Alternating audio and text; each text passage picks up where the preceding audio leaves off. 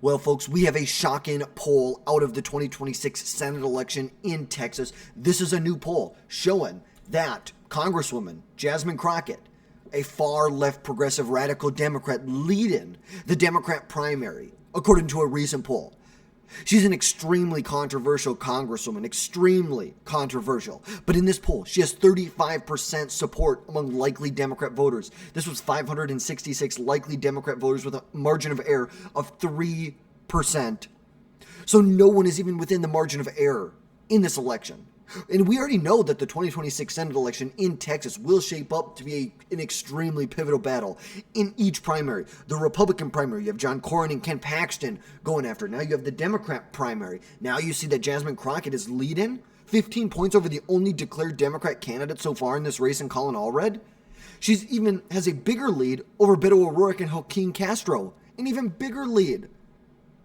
But today we are going to be unpacking this poll and the implications and what it means for the 2026 Senate election in Texas. Now we'll start off with Jasmine Crockett. Jasmine Crockett is a Democrat congresswoman, represents the area around Dallas. She represents Texas' 30th congressional district, initially elected back during Biden's first midterm in 2022. She is known for her fiery rhetoric and has gained a lot of national attention for viral clashes with different congresswomen, people in the Trump administration. She's really like AOC. She's the fresh face of the Democrat Party. She is one of the leaders of the Democrat Party now. These are the people who are leading the Democrat Party now. These insane congresswomen. She's basically the new AOC, because AOC is not as fresh. She's not as new as she was in 2018. Now you have Jasmine Crockett. Now, Crockett was a former public defender, and although she has not declared that she's running, has not even publicly expressed interest in this race. But it is clear she's a rising star in the Democrat Party, which has positioned her to be the next leader of the Democrat Party along with AOC. And recently, she's faced a lot of backlash for her self-focus. She's been so focused on herself, oh, poor me, during the recent Texas flooding coverage. Like, over 100 people lost their lives, and she's sitting here talking to herself, oh my gosh, poor me, which is the Democrat Party. That's who they are at the end of the day. But still, in this poll, she has 35% support among likely Democrat voters in Texas. And then, like we said, this is followed by Colin Allred with 20%, Beto O'Rourke at 13%, Joaquin Castro at 13%, and 18% of voters are undecided, which leaves room for shifts before the Democrat primary, which I think will take place in like March of 2026. Now, notably, in this race here is Colin Allred. Like we said, he's the only declared candidate on the Democrat side as of right now. The only declared candidate, Colin Allred. Now, we know Colin Allred because he ran in 2024. He ran against Ted Cruz in 2024 and lost by roughly about 8.5%. He got about 44.5% of the vote in Texas. Now, here's the thing. You can look at this and say, yes, did Ted Cruz run behind Donald Trump? Donald Trump won by 13, almost 14 percentage points, while Ted Cruz only won by 8.5%.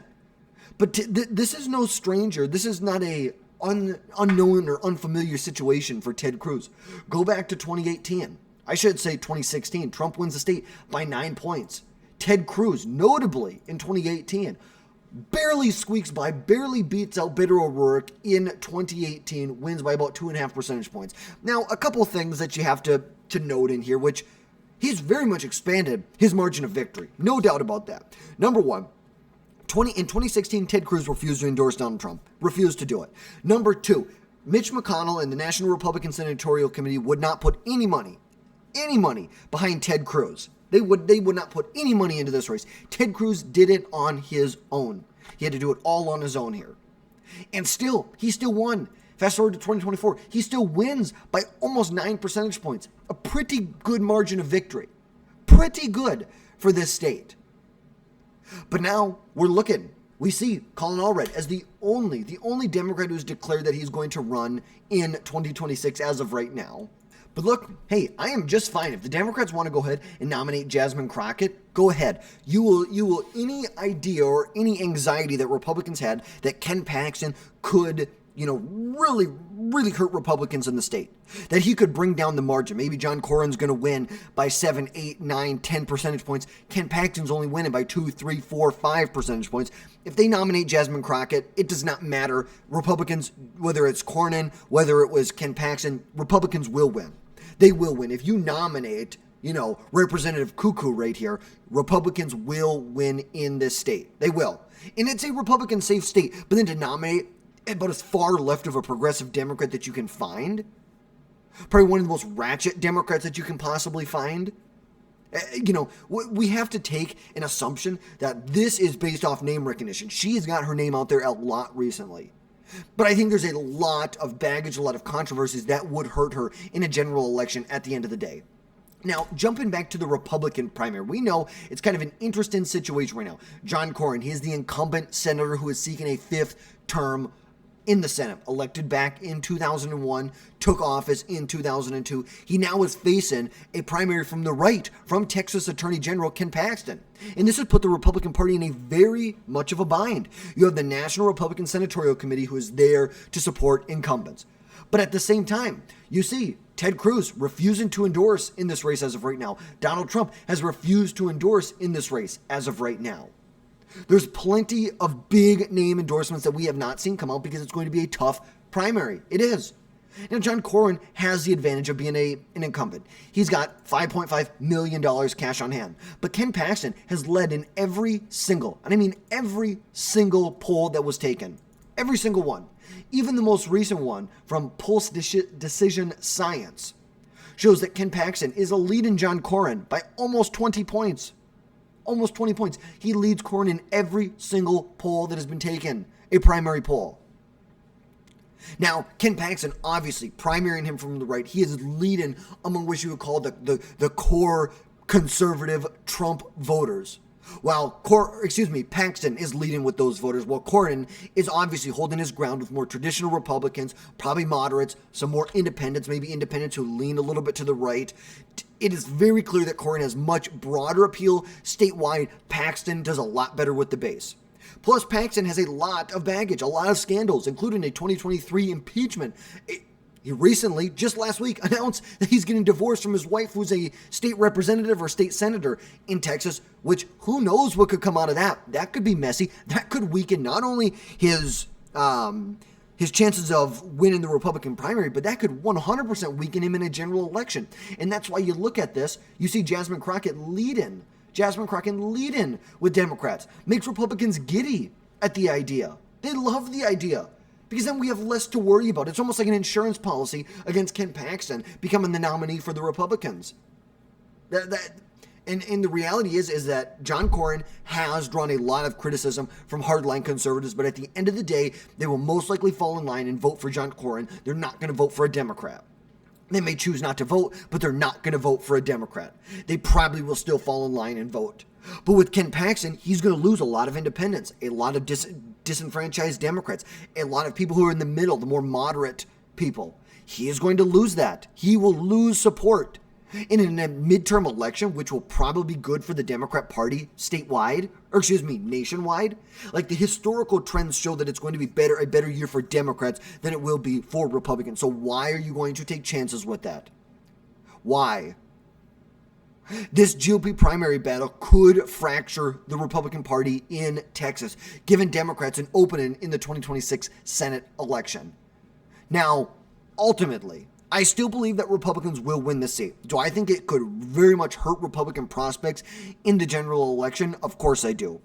But I still think Republicans will win at the end of the day. Whether it's Paxton, whether it's Cornyn, whether Democrats nominate Crockett, Allred, whoever, Castro, Beto O'Rourke, whoever they nominate, Republicans will most likely win this seat. There would have to be a statewide specific issue that Republicans suck with, that they would just have to completely flop on if Democrats were to win this seat. Because we know Democrats have not elected a Democrat senator since 1988. That was the last time that Democrats elected a senator. from Texas, making Crockett's lead in this poll really kind of interesting. The fact that she's leading in the Democrat primary. Democrats haven't won here for almost 4 decades, and they think that she is going to be the best they have. There's 35% of Democrats think this is the best they have to win in 2026. Like, that's the reality. And if they nominate Crockett, Democrat turnout might improve, especially with the progressive base. But if you want to win as a Democrat in Texas, you need to be able to broaden your appeal beyond the progressive base, beyond the Democrat base. You need to get people who are Republicans to vote for you. You need people who voted for Trump to vote for you. You needed moderates, you need independents, disenfranchised Republicans to vote for you. And her polarizing style may energize progressives on the left, but it will 100% alienate moderates that they need to flip a state like Texas to the Democrat Party. And we've clearly seen that in the general election poll, in which we don't have a lot just to begin with, but you can clearly see, and we don't have anything with, what's her face on it, Jasmine Crockett. We don't have anything.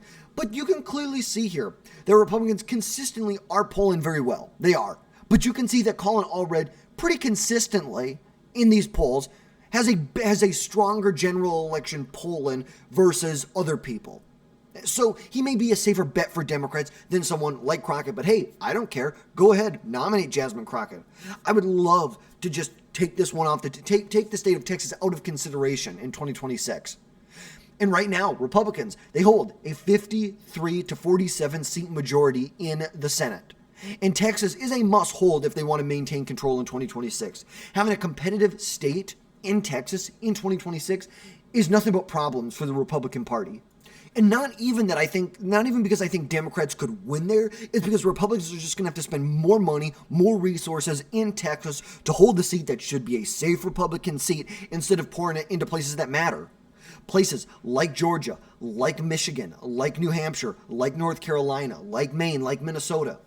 I want to pour my resources into flipping Michigan, Georgia, New Hampshire, Minnesota to defend in North Carolina and Maine.